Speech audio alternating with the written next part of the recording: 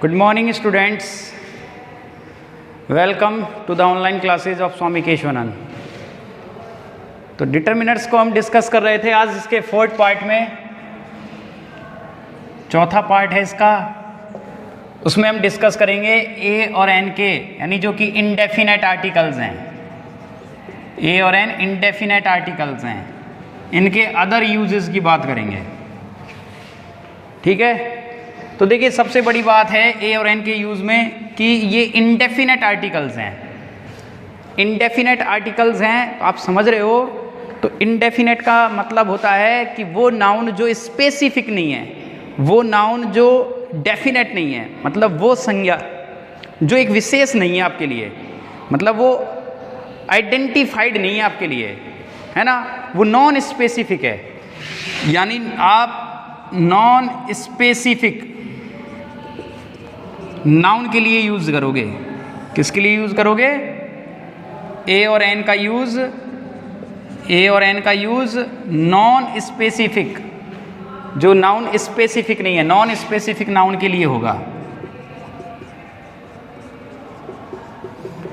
English में बोला जाएगा a an is used with non specific noun, मतलब वो नाउन जो स्पेसिफिक नहीं है, जो आइडेंटिफाइड नहीं है ना।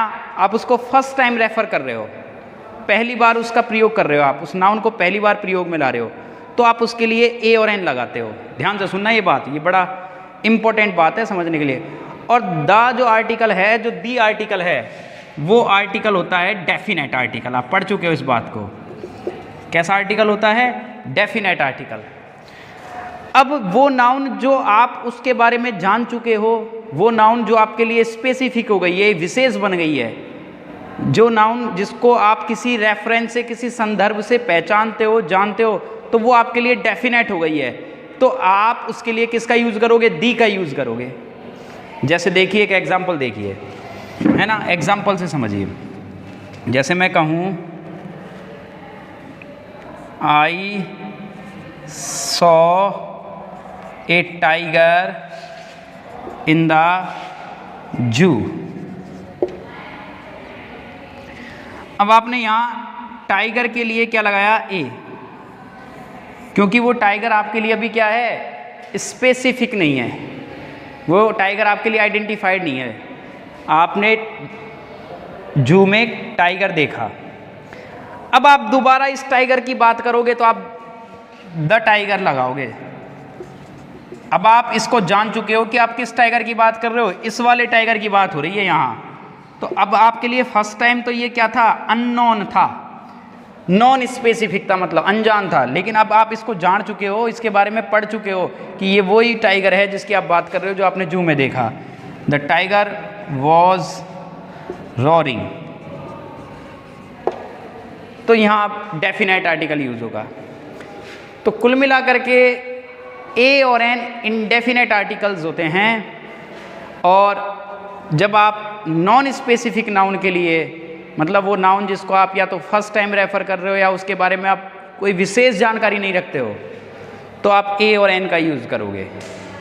और वो नाउन जो आपके लिए डेफिनेट हो गई है, जो आप जिसके बारे में आप जानते हो, जिसके बारे में आप पढ़ चुके हो, उसके लिए आप दी आर्टिकल का यूज़ करोगे।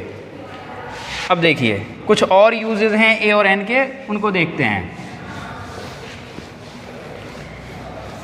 ये बड़ा पॉपुलर यूज़ हैं, दो तीन जो मैं आपको बताऊंगा। देखिए, ए एन प्लस नाउन, ये वाला यूज़ है। इसका पहला, एक होने के भाव में।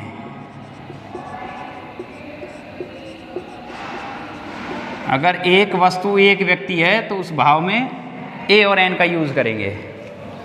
जैसे ही इज़ ए स्टूडेंट। अब यहाँ एक विद्यार्थी की बात हो रही है, एक होने के भाव में। There is a temple behind our home. हमारे घर के पीछे एक मंदिर है। देयर इज ए टेम्पल, तो एक टेम्पल है, एक मंदिर है, एक मंदिर। तो एक होने के भाव में आप किसका यूज करोगे, किसका यूज करोगे, ए और एन का, नाउन के साथ, ध्यान रखना। दूसरा इसका पॉपुलर यूज है a an plus adjective plus noun. ध्यान रखना, ए और एन आएगा किसके लिए, हमेशा नाउन के लिए, लेकिन जो साउंड है वो आपको एडजेक्टिव का देखना पड़ेगा। आपको साउंड किसका देखना पड़ेगा, एडजेक्टिव का, इस विशेषण का साउंड देखना पड़ेगा। ध्यान रखने की बात है ये। देखिए एग्जाम्पल देखिए आप, जैसे एग्जाम्पल इधर लिख रहा हूं मैं, जैसे मैं कहूं आई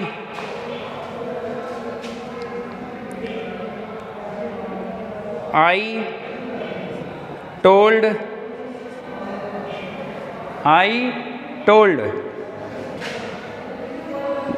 them ए, अब ए या एन लगेगा वो हम बाद में देखेंगे, मैंने ब्लैंक छोड़ दिया यहाँ। चलो, I told them interesting story. अब देखिए बच्चों, अब आपको पता है कि इंटरेस्टिंग एडजेक्टिव है, ये विशेषण है, और ए और एन नाउन के लिए आता है। ए एन जो आप यहाँ लगाओगे वो इंटरेस्टिंग के लिए नहीं लगेगा, ध्यान रखना, वो लगेगा स्टोरी के लिए। स्टोरी नाउन है, लेकिन बात ध्यान में लाने वाली कौन सी है, इंटरेस्टिंग के लिए ए और एन नहीं लगेगा। ए और एन जो लगाओगे आप वो लगेगा स्टोरी के लिए, क्योंकि डिटरमिनर्स का पार्ट है आर्टिकल्स, और आर्टिकल्स डिटरमिनर्स हमेशा किसके लिए लगते हैं, नाउन के लिए लगते हैं। किसके लिए लगते हैं, नाउन के लिए। लेकिन जो साउंड है वो हमें इंटरेस्टिंग का देखना पड़ेगा, ध्यान रखना, क्योंकि इंटरेस्टिंग से पहले लगा रहे हो आप, साउंड आपको इंटरेस्टिंग का देखना पड़ेगा।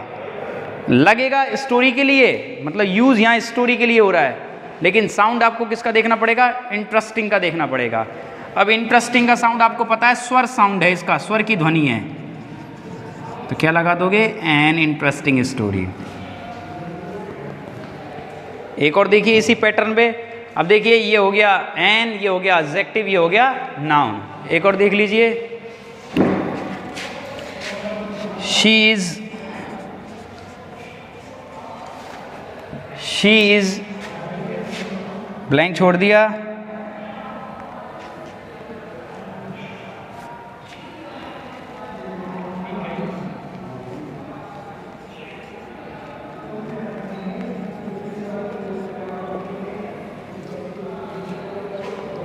She is poor lady. अब पुअर एडजेक्टिव है और लेडी नाउन है। अब आप पुअर में साउंड देख रहे हो, पै का आ रहा है, पै का साउंड, तो पै कॉन्सोनेंट होता है, इसलिए आप क्या लगाओगे, ए।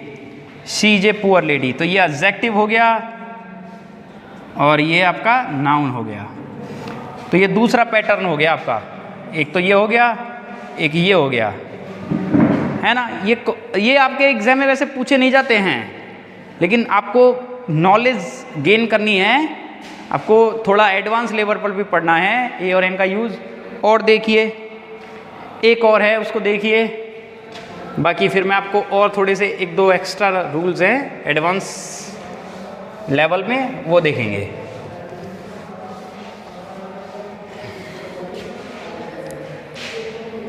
अब देखिए आप, एक है यही वाला a an plus adverb plus adjective plus noun. अब ये ए और एन लगेगा किसके लिए, इसके लिए, नाउन के लिए ही, लेकिन एडवर्ब आ रहा है, फिर एडजेक्टिव आ रहा है। साउंड एडवर्ब का देखना पड़ेगा, क्योंकि ए एन के बाद क्या आ रहा है, एडवर्ब, तो साउंड एडवर्ब का देखो आप, ध्वनि एडवर्ब की देखोगे आप। जैसे आप कहोगे, इसी एग्जाम्पल को लिखते हैं, she is very beautiful girl. अब देखिए बच्चों, एडवर्ब का मतलब होता है क्रिया विशेषण। ये पार्ट्स ऑफ स्पीच में आप पढ़ोगे ने, क्रिया विशेषण किसे कहते हैं, क्या होता है ये, और ये विशेषण होता है एडजेक्टिव, है ना। ये डिटेल्ड वे में पढ़ोगे आप पार्ट्स ऑफ स्पीच में, नेक्स्ट टॉपिक जब हम लेंगे पार्ट्स ऑफ स्पीच, जब उसमें पढ़ोगे आप ये। तो सी इज अ वेरी वेरी, वाह वाह, कॉन्सोनेंट साउंड है तो क्या लगा दोगे, ए। अब देखिए ये एडवर्ब हो गया, वेरी एडवर्ब होता है, ये एडजेक्टिव है ब्यूटीफुल, और गर्ल आप जानते हो नाउन है। तो साउंड वेरी का देखा, जबकि ए लगा किसके लिए है, गर्ल के लिए। सेंटेंस में गर्ल के लिए लगा है, ध्यान रखना। गर्ल को हटा दोगे तो ए नहीं आएगा फिर यहाँ। अब गर्ल हटा दो तो फिर सेंटेंस होगा सी इज वेरी ब्यूटीफुल, ए नहीं आएगा।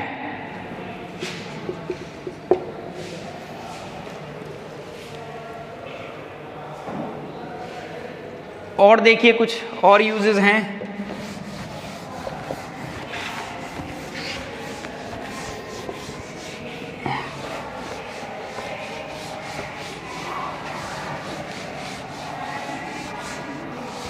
देखिए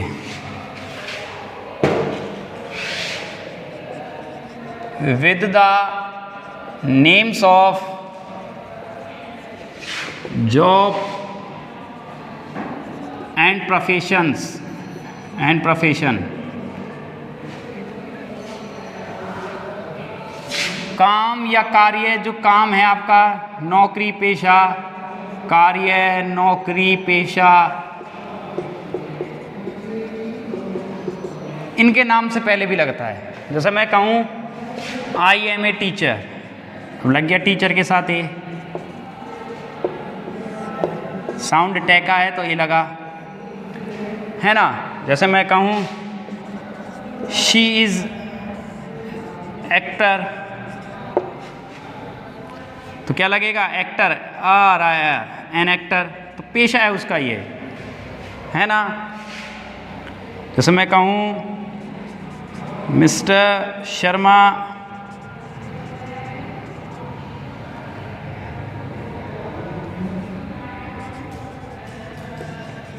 शर्मा इज इंग्लिश टीचर, तो इंग्लिश के हिसाब से साउंड लगेगा तो एन। तो जो प्रोफेशन होते हैं उनके लिए भी आप हमेशा ए और एन का यूज़ करोगे। प्रोफेशन, कोई व्यवसाय हो, कोई कार्य हो, कोई पेशा हो, इनके लिए भी आप किसका यूज़ करोगे, एन के लिए। कोई भी हो, जैसे ही इज ए सोल्जर, वो एक सोल्जर है ना। तो कहने का मतलब कुछ भी, कोई भी प्रोफेशन हो, डॉक्टर, सोल्जर, है ना, कुछ भी हो, आर्टिस्ट, आर्टिस्ट के आगे एन लगेगा, एन आर्टिस्ट, है ना।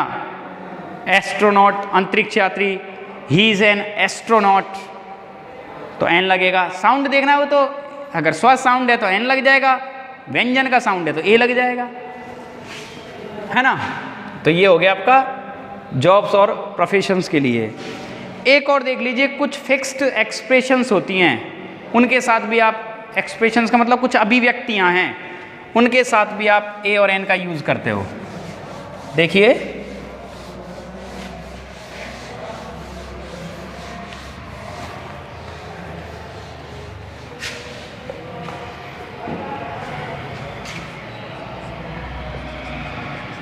with fixed expressions,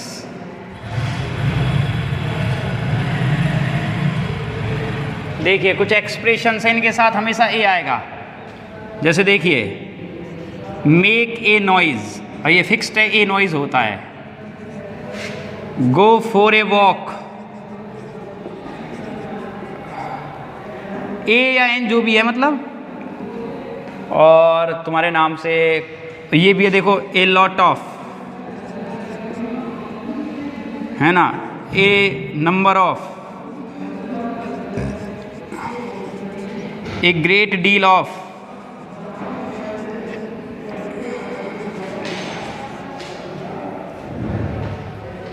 A bunch of, a group of, ऐसी बहुत सारी एक्सप्रेशन जिनमें ए आता है आगे,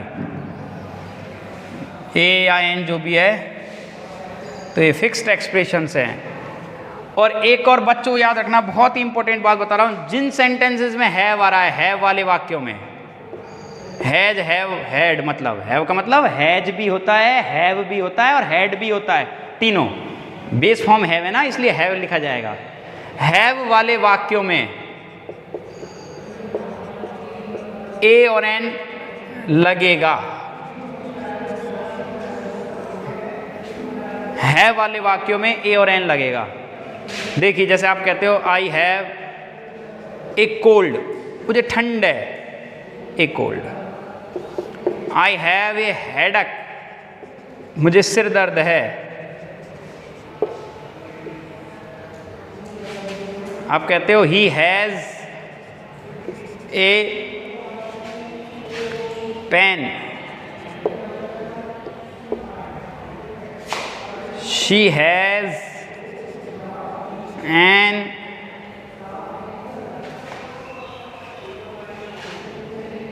शी हैज एन अम्ब्रेला।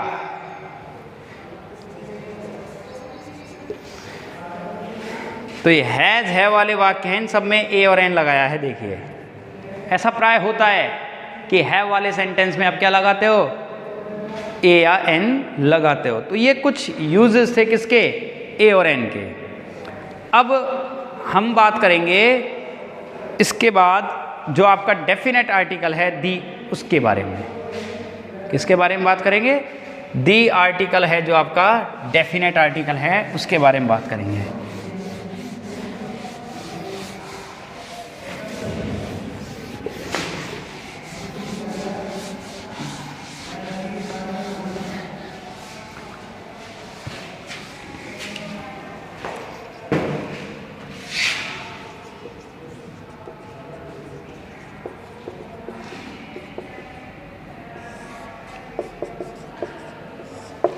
देखिए बच्चों,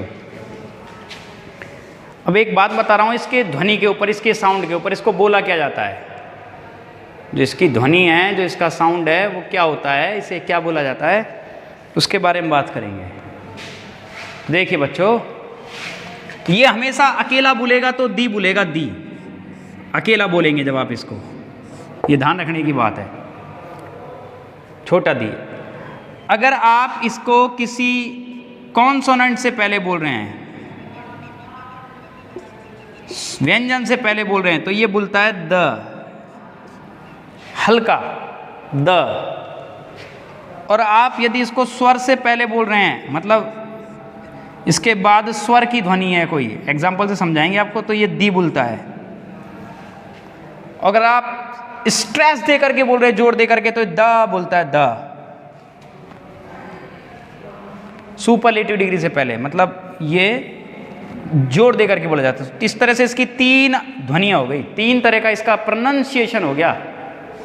देखिए जैसे आप कहते हो, जैसे ये लिख रहा है एग्जाम्पल, चेयर, तो ये व्यंजन है, आप ये लगाओगे तो आप इसको क्या बोलोगे, इसको बोलोगे the chair, the chair, the chair नहीं, क्योंकि ये व्यंजन का साउंड है। ये बोलने की बात बताऊं, अभी अभी दा कहाँ लगाएंगे वो बाद में पढ़ेंगे, अभी पहले आप बोलना सीखते हैं। इसको बोलते क्या है, कोई दा बोलता है, कोई दी बोलता है, कोई दा बोलता है, ये नहीं, दा तो होता ही नहीं है ना। तो ये द चेयर हल्का बोलता है, द चेयर, द चेयर। अब मान लो मैं लिखता हूं यहां एप्पल, तो ये बोलेगा दी एप्पल, क्या बोलेगा, दी एप्पल, क्योंकि स्वर है, ये स्वर साउंड आ रहा है। मैं बोलूं दी एंड, स्वर आ रहा है। और अगर सुपरलेटिव डिग्री हो, जैसे बेस्ट, लॉन्गेस्ट, है ना, तो फिर ये द बोलता है, थोड़ा जोर दे करके, लंबा वाला, द बेस्ट, द लॉन्गेस्ट। तो इस तरह से इसके क्या हैं, ये उच्चारण है इसका दी का। और अकेला बोला जाएगा हमेशा, अकेला, बिना किसी वर्ड के साथ। मतलब आप बोल रहे हो कि यहाँ हमें दी का यूज़ करना है, दा का नहीं, दी का यूज़ करना है, तो अकेला हमेशा दी बोलेगा। जब आप इसको अकेला बोलोगे तो आप इसको क्या बोलोगे, दी बोलोगे। और ऐसी अगर हम बात करें तो ए और एन की, वैसे ये हल्का बोलता है जब ए, और ये होता है अन। लेकिन हम ए बोलते हैं तो वो स्ट्रेस दे करके बोल रहे हैं ए, और एन बोल रहे हैं तो वो स्ट्रेस दे करके, जोर दे करके। बाकी अ और आन होता है। ही इज ए, अपन कहते हैं ही इज ए डॉक्टर, थोड़ा स्ट्रेस दिया हमने, he is a doctor. She is an artist, ऐसे बोला जाएगा। ठीक है बच्चों, तो अब हम जो डेफिनेट आर्टिकल है दी, उसका यूज़ कहाँ कहाँ होता है वो हम पढ़ेंगे, है ना। थोड़ा टाइम ओवर हो गया है, तो कोई नहीं, नेक्स्ट वीडियो में हम दी का जो यूज है वो पढ़ते हैं। Thank you.